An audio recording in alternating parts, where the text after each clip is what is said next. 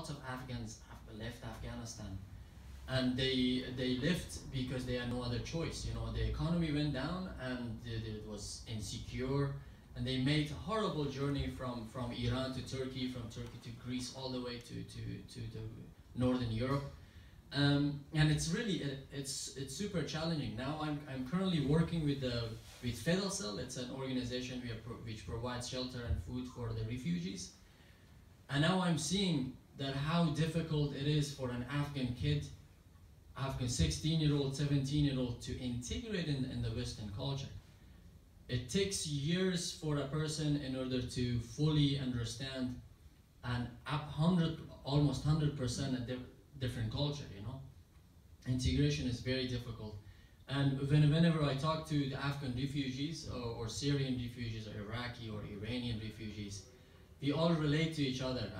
So I always try, that's the main point of my job. I tell them, it was also very difficult for me in the first 6 months, in the first year, it was really, really difficult for me to learn the language, find a job. You know, first of all, getting papers, everything is extremely difficult. But believing that at the end of the day, it will be easier, but with hard work and believing in yourself, things will become easier. So that's what I do on daily basis where I work currently. And one thing that all of the refugees, you know, who flee war and conflict deal with is post-traumatic stress, and that is, you know, I used to go to a psychologist a year or 2 years ago. You know, I was dealing with some trauma myself, and then he gave me a very good example. He said, when a house is burning, every family member tries to save each other. You know, they try to bring water to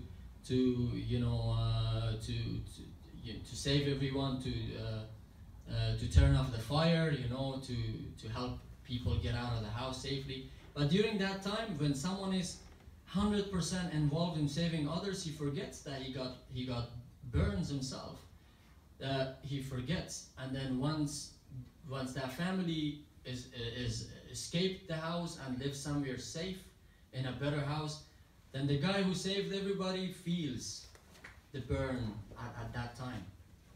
So what he meant was that when you're in the struggle, you don't really feel the pain. But once you're in the safe zone and you're in a better place, that's when all of the trauma comes to you. And that's how the post-traumatic stress is. And that's what I also try to tell people. It's very difficult, but it's not impossible. You know, we can make a difference every day. Just believing in ourselves, just, you know, looking at the bigger picture. It will always be easier. So yeah, I mean, it was a short presentation. It was just I'm not an expert in immigration or refugees.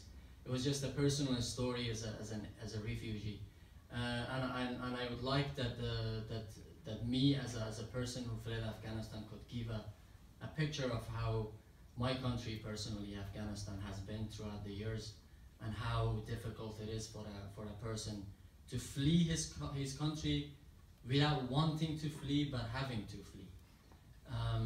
And yeah, thank you very much for your attention. And if you have any questions, you can ask me. I'm here to answer.